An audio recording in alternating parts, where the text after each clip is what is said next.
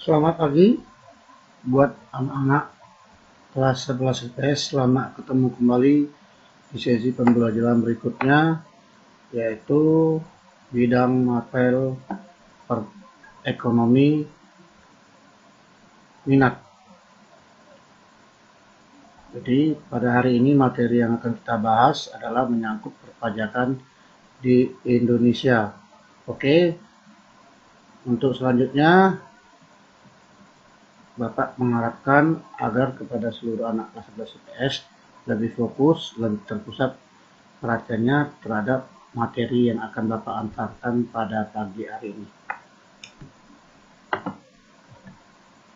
Oke, pada materi perpajakan ini yang akan kita bahas adalah menyangkut tentang salah satu pertama pengertian pajak, yang kedua ciri-ciri pajak, yang ketiga perbedaan pajak dengan retribusi, kemudian yang selanjutnya adalah dasar hukum pemungutan pajak, kemudian sistem pemungutan pajak, selanjutnya ajas atau prinsip-prinsip pemungutan pajak, kemudian unsur-unsur pajak, jenis-jenis pajak, fungsi-fungsi pajak, dan yang terpenting adalah perhitungan pajak penghasilan serta perhitungan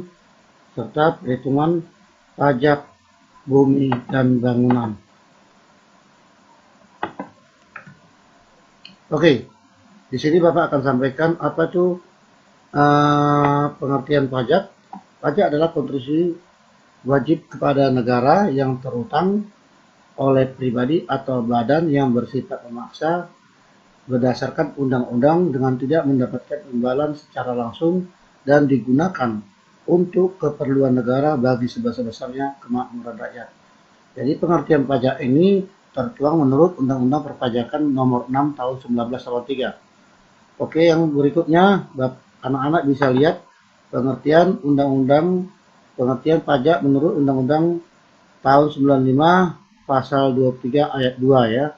Kemudian menurut tokoh kita Profesor Dr. Rahmat Sumitro. Oke, di sini retribusi. Pengertian retribusi adalah pungutan resmi yang mendapat imbalan secara langsung. Contohnya apa itu? Parkir, tiket, ya, pajak parkir, pajak bioskop, pajak kebersihan. Sementara contoh daripada pajak macam pajak kendaraan, pajak bumi dan bangunan, pajak pertambahan nilai, berbiaya materai, kemudian pajak penghasilan, dan macam-macam. Oke, lanjut. Di sini ciri-ciri pajak akan Bapak sampaikan ada 5, yakni iuran pajak yang dibayar oleh wajib pajak pada negara. Yang kedua, pembayarannya didasarkan pada norma-norma hukum. Yang ketiga, sumber pembiayaan pengeluaran kolektif. Dan keempat, sarana untuk meningkatkan kesejahteraan umum. Dan terakhir adalah sebagai balas jasa. Sebagai balas jasa yang tidak dapat diberikan secara langsung. Kemudian, apa perbedaan pajak dengan retribusi? Dapat anak-anak lihat di tabel berikut yang ada di bawah ini, ya. Bisa anak-anak perhatikan di tabelnya ya nak. Kemudian apa dasar hukum dalam pemungutan pajak? Jelas ada dasar hukumnya atau landasan hukumnya di dalam pemungutan pajak, yakni Undang-Undang Pasal 3 ayat 2 berdasarkan Undang-Undang Dasar 45 yang menyebutkan bahwa pajak dan pungutan lainnya yang bersifat memaksa untuk keperluan negara diatur oleh undang-undang. Jadi yang di sini itu ada dasar-dasar hukum dalam pemungutan pajak dari Undang-Undang Nomor 16 Tahun 2000 sampai dengan Undang-Undang Nomor 20 Tahun 2000. Oke. Di sini Bapak akan menyampaikan tentang bagaimana sistem pemungutan pajak. Sistem pemungutan pajak ada 3, yaitu Official Assessment System, yang artinya bahwasanya setiap pemungutan dan perhitungan besaran pajak ditentukan oleh aparatur pemerintah. Sementara sistem self assessment system itu adalah bahwa setiap pemungutan dan perhitungan besaran pajak ditentukan sendiri oleh wajib pajak. Kemudian dengan sistem withholding system itu artinya adalah bahwa setiap pemungutan dan perhitungan besaran pajak ditentukan oleh pihak ketiga. Untuk berikutnya, apa itu asas atau prinsip-prinsip pemungutan pajak? Ada 4. Yang pertama, ajas equity atau disebut dengan kesesuaian. Nah, artinya di sini adalah bahwa setiap pemungutan pajak yang dikenakan secara umum dan sesuai dengan kemampuan wajib pajak atau sebanding dengan tingkat penghasilannya. Sementara ajas certainty yaitu bahwa pemungutan pajak haruslah dilakukan dengan tegas, jelas, dan ada kepastian hukumnya. Kemudian yang ketiga adalah ajas convenience, yaitu bahwasanya pajak yang dipungut hendaknya tidak memberatkan wajib pajak dalam membayar pajak. Kemudian ajas terakhir adalah ajas ekonomi, yakni pada saat menetapkan dan memungut pajak haruslah mempertimbangkan biaya pemungutan pajak. Kemudian yang berikutnya yang kita bahas adalah unsur-unsur pajak. Unsur-unsur pajak itu ada 3 hal, yaitu subjek pajak, objek pajak, dan tarif pajak. Unsur pajak jika dilihat daripada subjek pajak, yaitu pribadi, lepas pribadi kita, kemudian lembaga atau badan.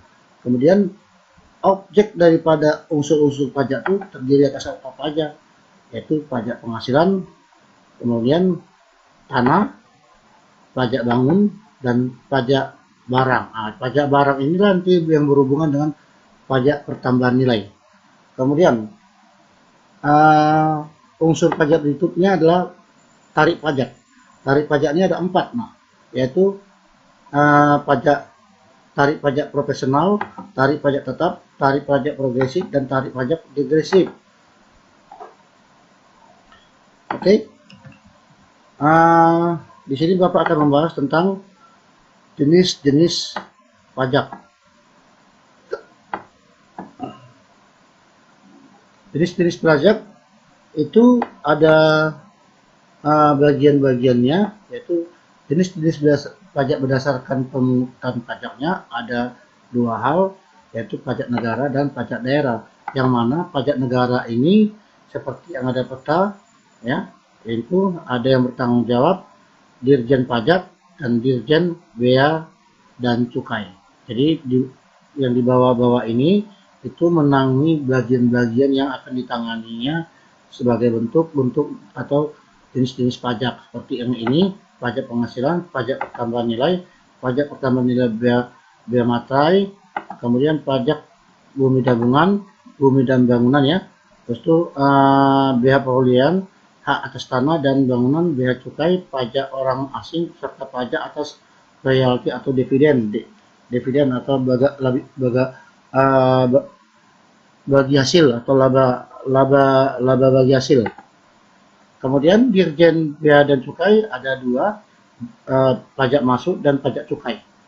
Kemudian pajak daerah itu ada 2 macam, yaitu di tingkat provinsi dan di tingkat kota Madia dan kabupaten. Jadi di bawah-bawahnya ini akan yang akan menjadi wewenang daripada pemungutan pajak yang akan diraih dari 2 tempat, baik tingkat provinsi maupun di tingkat kabupaten. Kemudian jenis-jenis pajak berdasarkan sifatnya itu ada 2, pajak subjektif dan pajak objektif. Nah, jadi di sini jelas pajak subjektif itu apa yang jenis pajak menurut pajak subjektif itu sudah jelas. Di sini ada pihak pajak yang pemungutannya berdasarkan dari wajib pajak, misalnya pajak penghasilan, jadi pribadi kita masing-masing. Kemudian pajak objektif adalah pajak yang pemungutannya berdasarkan objek, tidak memperhatikan keadaan wajib pajak. Misalnya pajak pertambahan nilai atau PPN, kemudian pajak penjualan atas barang mewah atau PPNBM. Ya, maaf tadi itu PPNBM dari pajak penjualan atas barang mewah. Kemudian jenis-jenis pajak menurut berdasarkan pihak yang menanggung ada dua, yaitu pajak langsung dan pajak tak langsung. Oke, anak-anak bisa memperhatikan pajak langsung apa-apa aja jenis-jenis yang menurut pajak langsung ini, yaitu pajak yang harus ditanggung sendiri oleh wajib pajak dan tidak dapat dilimpahkan kepada orang lain. Nah, jadi contohnya adalah pajak penghasilan, pajak bumi bangunan, dan pajak kendaraan bermotor. Itulah disebut dengan pajak langsung, artinya orang yang bersangkutan yang membayar pajak. Jadi kalau seperti pajak penghasilan ini berarti seseorang yang sudah memperoleh penghasilan itu dapat memberikan menyetorkan pajaknya berdasarkan pendapatannya setelah ia menerima yang namanya NPWP. NPWP disebut dengan nomor peserta wajib pajak. Kemudian pajak tidak langsung. Pajak tidak langsung maksudnya pajak yang harus dibayar oleh pihak tertentu namun dapat dilimpahkan kepada orang lain. Nah, jadi apa aja yang bisa dilimpahkan kepada orang lain untuk membayar pajak, jenis-jenis pajaknya apa aja? PPN, pajak pertambahan nilai, pajak penjualan, pajak impor, cukai tembakau, pita rokok, cukai minuman keras. Oke. Kemudian di sini kita akan membahas tentang perhitungan pajak penghasilan. Jadi mohon diperhatikan anak-anak ya. Jadi pajak penghasilan itu apa? Pengertian pajak yang dikenakan subjek pajak atas penghasilan yang diterima atau yang diperoleh selama 1 tahun. Dasar legalitas, dasar hukum pemungutan, dasar hukum perhitungan pajak penghasilan ini sudah diatur dalam Undang-Undang Nomor 17 Tahun 2000 tentang pajak penghasilan. Jadi objek pajaknya apa yang dilihat di dalam perhitungan pajak penghasilan, yakni barang pribadi penghasilan, yaitu setiap tambahan kemampuan ekonomi yang diterima atau diperoleh wajib pajak baik yang berasal dari Indonesia maupun di luar Indonesia yang dapat dipakai untuk konsumsi untuk menambah kelengkapan wajib pajak yang bersangkutan. Oke, sebagai catatan, ada beberapa macam-macam penghasilan atau pendapatan yang tidak dikenakan pajak, antara lain bantuan atau sumbangan, hibah, warisan, pembayaran asuransi karena kecelakaan atau sakit atau meninggal, keuntungan yayasan atau badan yang digunakan untuk kepentingan umum dan lain-lain. Di sini jelas yang setelah Bapak sampaikan tadi, Bapak gambarkan dalam bentuk bagan jenis-jenis pajak. Jadi fungsi-fungsi pajak ada 4, yakni fungsi budgeter, fungsi distribusi, fungsi regulasi, dan fungsi stabilisasi. Fungsi budgeter itu artinya apa? Yaitu sebagai sumber utama pendapatan yang dapat dipergunakan untuk membiayai seluruh kegiatan penyelenggara pemerintahan dan pembangunan usaha. Sementara fungsi distribusi maksudnya adalah warga negara yang berpendapatan tinggi dikenai pajak lebih banyak daripada warga negara yang berpendapatan lebih rendah, dan pemerintah dapat melakukan subsidi atau bantuan kepada rakyat-rakyat kecil. Sementara fungsi regulasi daripada pajak atau disebut dengan alat pengatur kegiatan ekonomi, ya maksudnya adalah bahwa pemerintah dapat mengatur kegiatan konsumsi, distribusi, produksi, ekspor, dan impor. Fungsi terakhir daripada pajak adalah fungsi stabilisasi ekonomi. Di sini Bapak akan terangkan bahwasanya pemerintah dapat mendorong pertumbuhan industri baru dengan cara menurunkan atau membesarkan pajak bagi industri-industri yang langka tetapi banyak dibutuhkan masyarakat. sehingga dapat menjaga stabilitas ekonomi. Oke, bagaimana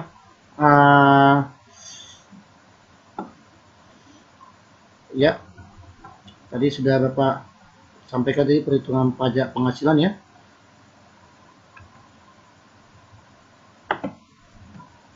Oke, subjek pajak penghasilan ada macam-macam, yaitu subjek yaitu barang pribadi, warisan yang belum terbagi sebagai satu kesatuan, badan usaha tetap. Sementara subjek pajak tersebut dapat dibagi atas menjadi dua, yaitu subjek pajak dalam negeri dan luar negeri. Contoh bentuk pajak penghasilan, di sini Bapak anak-anak dapat melihat langsung ya, contoh bentuk pajak penghasilan, yaitu pajak upah atau gaji, pensiun, komisi atau pensiun lain yang diperoleh karena pekerjaan seseorang atau wajib pajak, kemudian pajak honorarium dan royalti, kemudian pajak hadiah atau penghargaan, pajak keuntungan berusaha, pajak bunga simpangan atau tabungan di bank, pajak dividen yang diterima oleh pemegang saham perusahaan, pajak sewa tanah, rumah atau kekayaan lain, dan pajak pembayaran asuransi. Di sini bagaimana cara membuat tarif pajak penghasilan. Ya, tarif pajak penghasilan sudah untuk berdasarkan Undang-Undang Nomor 2000, Undang-Undang Nomor 17 Tahun 2000, yakni tentang tarif pajak progresif ya. Nah, jadi di sini jelas disampaikan tentang tarif pajak penghasilannya, bagaimana regulasinya. Nah, anak-anak bisa melihat ya. Di sini yang nomor 1, wajib pajak perorangan atau pribadi dalam negeri. Di sini sudah jelas ya, ada regulasinya, mekanismenya ya.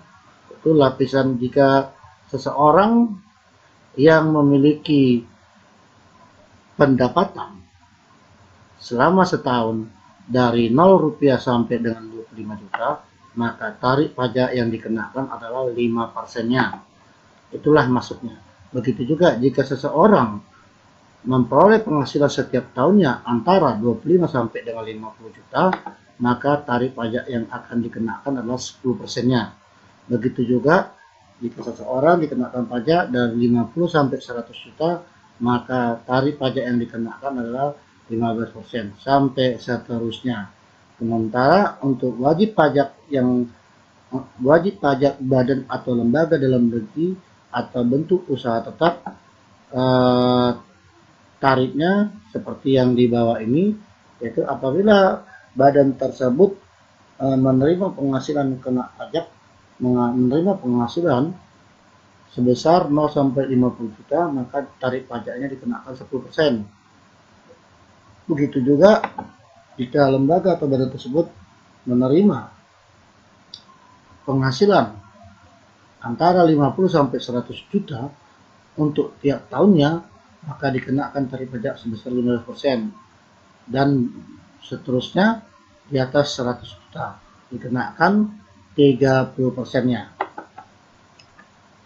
Oke, dalam perhitungan pajak penghasilan terdapat penghasilan tidak kena pajak.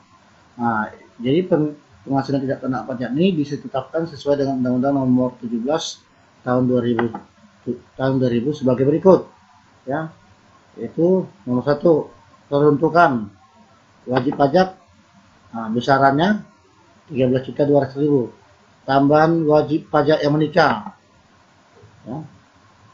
Perhatikan, ini adalah item-item penghasilan tidak kena pajak di dalam perhitungan pajak penghasilan nantinya yang akan kita buat untuk menghitung contoh daripada perhitungan pajak penghasilan. Perhatikan ya anak-anak, di sini ya, yang wajib pajak ini adalah yang bersifat subjektif, orang yang dikenakan wajib pajak. Nah, jadi dia dikenakan besarannya adalah 13.200.000 untuk setiap tahunnya, tambahan wajib pajak yang menikah.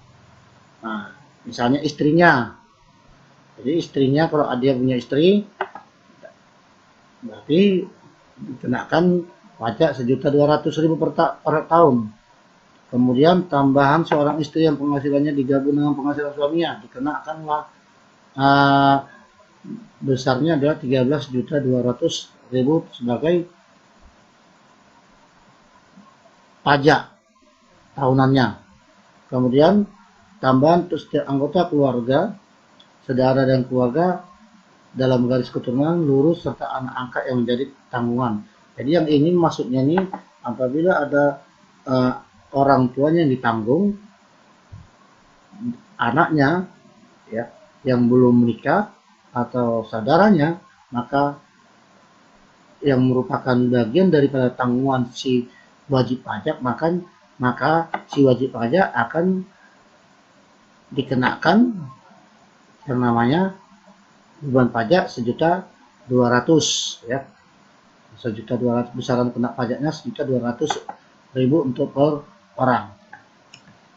Oke, langsung aja kita di dalam perhitungan pajak penghasilan ya. Di sini ada soal Bapak sampaikan langsung aja. Nah, Sultan karyawan PT Sido memperoleh. Sultan merupakan karyawan PT Sido Makmur memperoleh penghasilan bersih setiap bulannya 8 juta. Sultan sudah menikah dan dikaruniai 3 orang putra. Berapakah besarnya pajak penghasilan yang harus dibayar oleh Sultan untuk setiap bulannya? Perhatikan, maaf, bukan untuk setiap bulannya, tapi untuk setiap bulannya, ditanya setiap bulannya ya. Jadi jawabannya adalah pertama itu kita tentukan dulu pendapatan bersihnya untuk setahun ya, 12 bulan kali pendapatan setiap bulannya 8 juta menjadi 96 juta.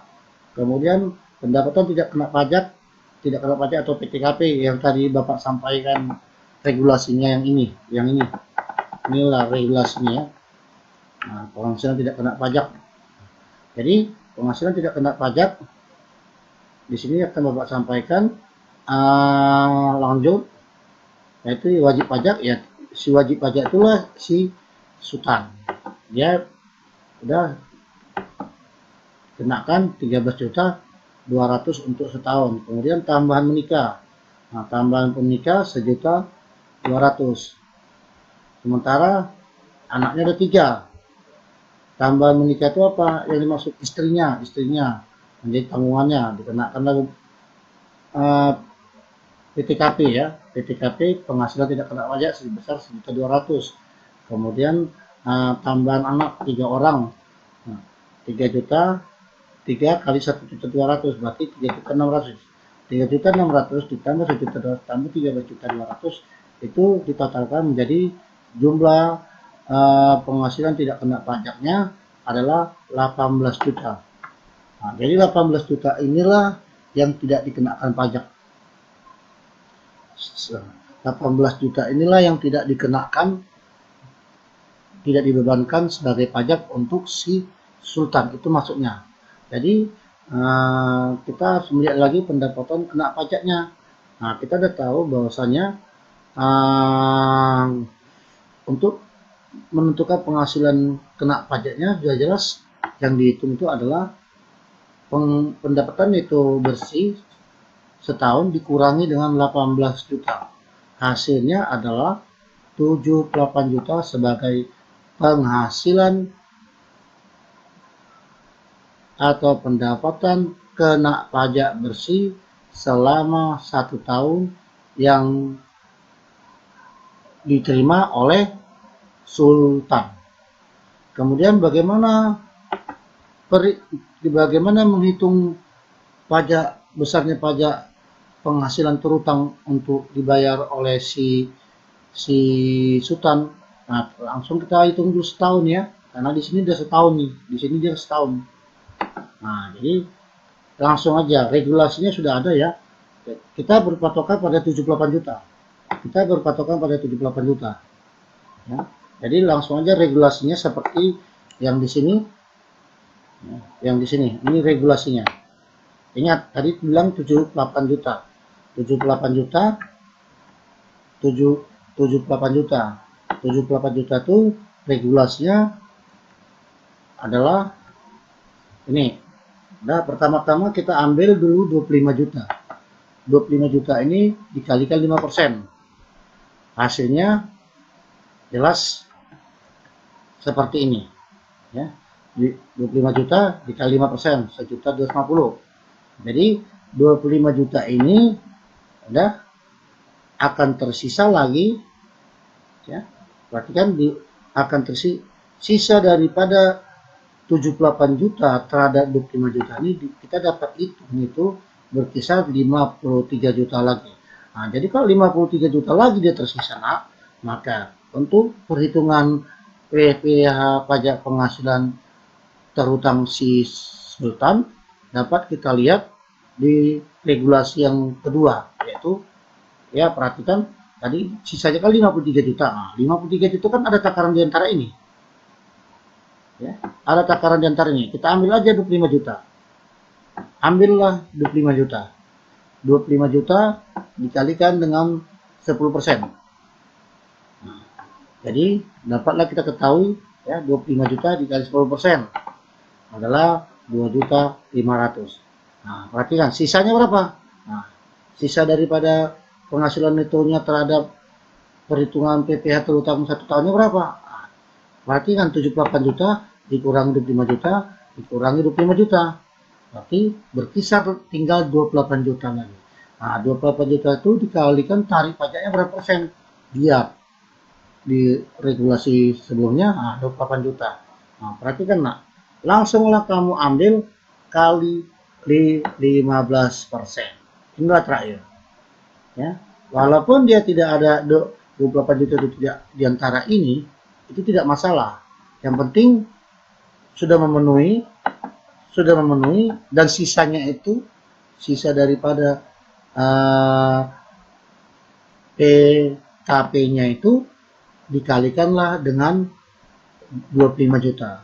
Sudah terpenuhi, sisanya dikalikanlah, sisa PKP-nya itu dikalikanlah dengan tarif pajak berikutnya yakni 15%.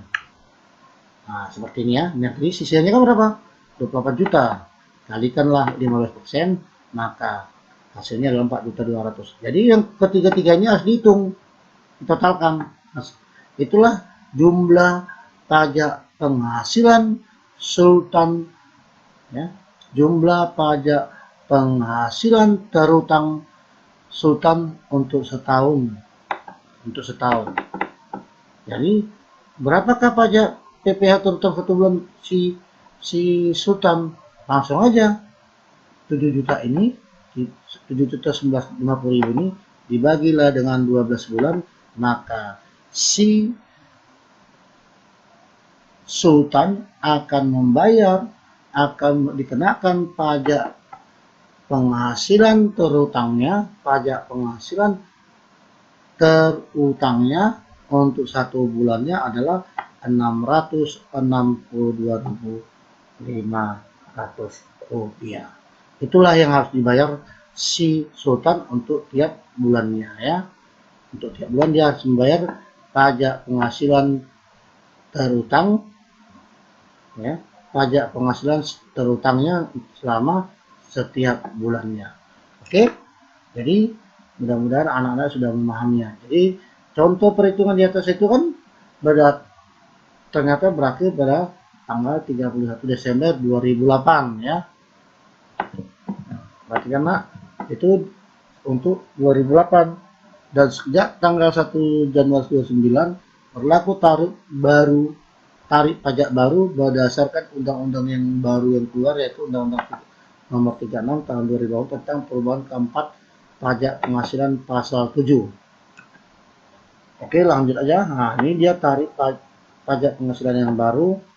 Bedanya dengan berdasarkan undang-undang yang baru ini adalah ininya ya, regulasinya nih ya, lapisan penghasilan kena pajaknya seperti ini bedanya dengan yang sebelumnya ya. Nah, di sini sampai dengan 200 juta ke atas ya, tarif pajaknya 35%. Jadi kalau yang baru, tarif pajak yang baru hanya sampai itu lebih besar lagi, 500 juta ke atas tapi 30% juga.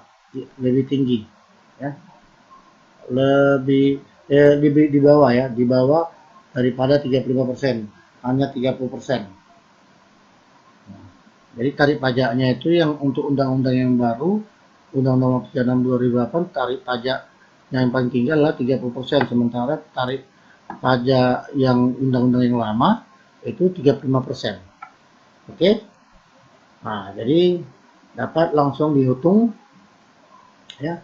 Ini juga regulasinya berubah untuk Undang-Undang Nomor 36 tahun 2008 tentang penghasilan tidak kena pajak. Nah, jadi dari situ dapat kita ketahui perhitungan daripada PPh daripada si sultannya berdasarkan tarif PPh yang baru berdasarkan undang-undang yang terbaru, yaitu Undang-Undang Nomor 36 tahun 2008. Nah, jadi di sini sudah jelas, ya. Nah, jadi si si sultan membayar tarif PPh barunya itu di bawah daripada yang lama, ya. Di sini jelas, ya, 519.000, 333.000, nggak sampai 16.000. Dia hanya membayar 519.000 untuk berdasarkan tarif PPh berdasarkan undang-undang tarif pajak baru, yaitu Undang-Undang Nomor 36 tahun 2008. Sementara undang-undang sebelumnya, ya, undang-undang tarif pajak lama, pajak penghasilan yang lama, di sini, ya, apa undang-undangnya di sini sudah kita ketahui. Nah, 626.000 lebih besar, ya, berkisar di atas 16.000. Jadi undang-undang itu yang sebelumnya adalah Undang-Undang Nomor 17 tahun 2000. Jadi undang-undang baru adalah Undang-Undang Nomor 36 tahun 2008. Oke, langsung. Jadi perbedaannya adalah 100.000 rupiah, lebih meringankan si peserta wajib pajak. Oke, perhitungan berikutnya adalah perhitungan pajak bumi dan bangunan. Di sini anak-anak akan mengetahui itu apa pajak PBB, yaitu pajak yang dikenakan subjek pajak atas kepemilikan permukaan bumi, baik tanah maupun perairan dan bangunan yang dibangun tetap di atasnya. Dasar hukum pemungutannya apa? Yaitu Undang-Undang Nomor 12 tahun 1994. Apa objek pajak yang akan dijadikan sebagai perhitungan pajak bumi dan bangunan? Yaitu bumi dan atau bangunan. Oke, di sini ada ketentuannya, ya.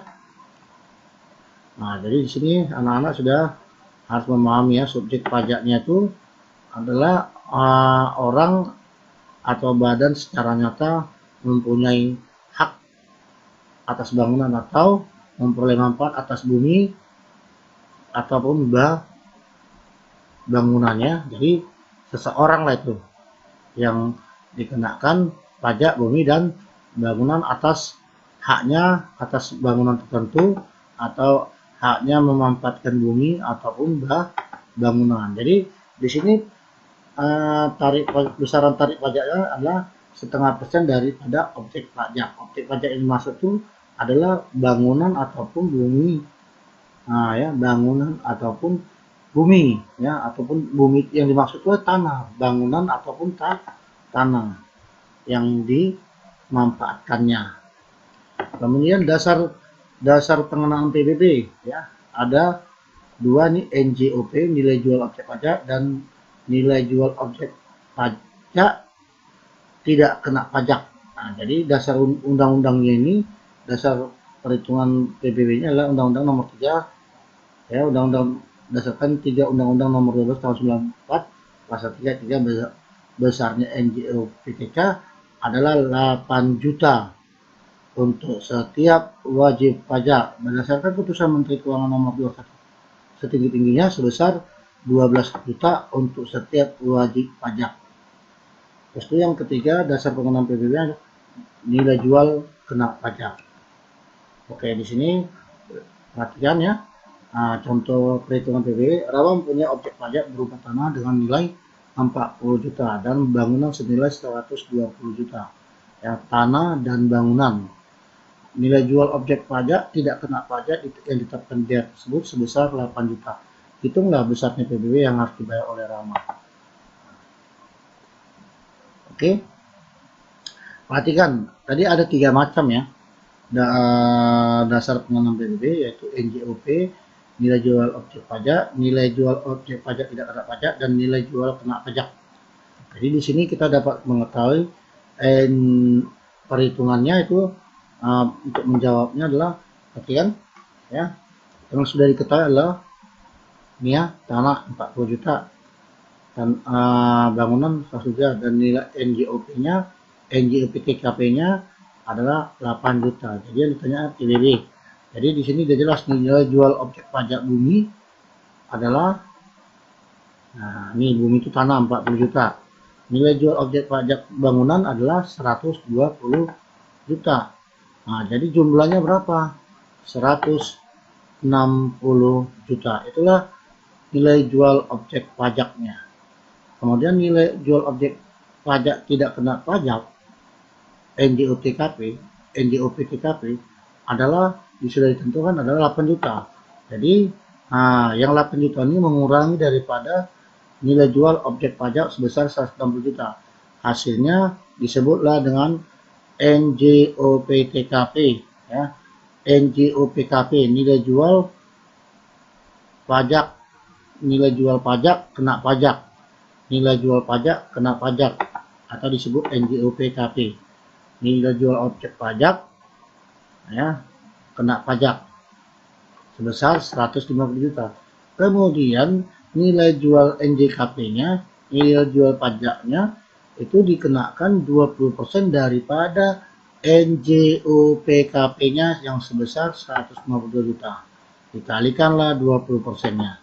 Ya, dapatlah 30.400.000. Maka hasil akhirnya PBB pajak PBB terutang daripada si Rama untuk setiap tahunnya adalah 0,5% dikali dengan 30.400.000, hasilnya adalah 152.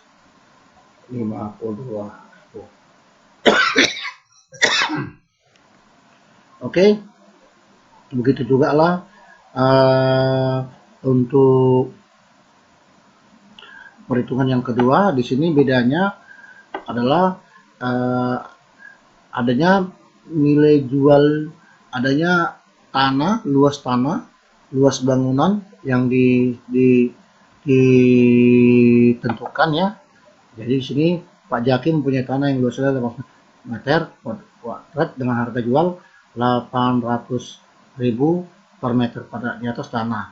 Dan berdiri bangunan luasnya 4 meter kuadrat dan mempunyai nilai jual 2 juta per meter. Selain bangunan, Pak Jaki juga mempunyai taman mewah seluas 12 meter dengan nilai jual sebesar 500.000 per meter. Apabila ditetapkan nilai jual objek pajak tidak kena pajak, nilai jual objek NJOP TKP-nya adalah 8 juta, maka nilai jual kena pajaknya, nilai jual kena pajak sebesar 20%. Berapakah besarnya PBB yang ditanggung Pak Jaki? Oke, lanjut aja lang kita hitungnya. Oke, jadi ada dua macam tadi, yaitu bumi atau tanah. Tanahnya adalah 800 meter dikali dengan harga per meternya 800.000, hasilnya 640 juta. Kemudian itu di dalam tanah yang 640 juta ini itu ada dua macam ya. Ada bangunannya itu seluas 4 meter, itu dihitung 2 juta ya, 400 meter kali 2 juta, karena di situ jelas nilai jualnya 2 juta per meter ya, hasilnya itu 800 juta. Kemudian taman yang dihitung yang luasnya 200 meter, itu nilai jualnya 5 meter kuadrat dikali 200 meter menghasilkan 100 juta. Hasilnya ya, maka ditotalkanlah ya, nilai jual objek pajaknya adalah, total nilai jual objek pajaknya adalah 640 juta ditambah 800 juta ditambah 100 juta, hasilnya 1.500 1.540 juta.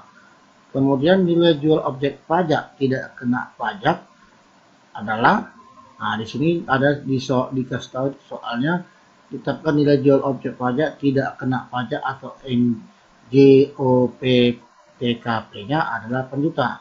Maka dikurangilah dengan 8 juta ya. 1540 ini dikurangilah 8 juta menjadi 1 juta menjadi 1.532 juta rupiah. Maka di sini ada lagi soalnya nilai jual kena pajaknya dikenakan 20%. Maka nilai jual kena pajaknya 20% dikalilah dengan ini, maka hasilnya adalah ini. Untuk perhitungan pajak bumi dan bangunan terutang dari Pak Jaki, maka itu 0,5% itu dikalikanlah dengan NJKP-nya. Jadi setiap tahunnya si Jaki harus membayar pajak bumi bangunan sebesar Rp1.532.000. Oke nak, sampai di sini anak-anak memahami. Mudah-mudahan Bapak mengharapkan anak-anak memahami. Di sini Bapak akan memberikan soal ya. Soal seperti ini. Gunawan pada tahun 2000 punya penghasilan kena pajak sebesar 9.970.250.000. Tentukanlah besarnya pajak yang harus dibayar atau terutang oleh Gunawan untuk tahun 2010. Kemudian yang soal kedua, jika diketahui Pak Alperi memiliki rumah dengan luas tanah 100 meter dengan harga yang sudah ditentukan, luas rumah sudah ditentukan dengan harga per meternya, NJOP tidak kena pajak sudah ditentukan, dari kondisi rumah ketentukanlah besarnya PBB yang harus dibayar oleh Pak Arifin. Oke, ini adalah merupakan soal bagi anak-anak dan harus dikumpul nanti malam paling lama. Oke nak, sampai di sini dulu pembelajaran yang Bapak berikan. Kurang lebih ya Bapak sampaikan maaf yang besar-besarnya. Kalaupun misalnya ada yang kurang memahami, tolong sampaikan kepada Bapak baik melalui WA grup maupun dari grup maupun WA pribadi. Oke, selamat bekerja, selamat beraktivitas. Semoga untuk kedepannya semakin sehat tanpa selamat siang semuanya.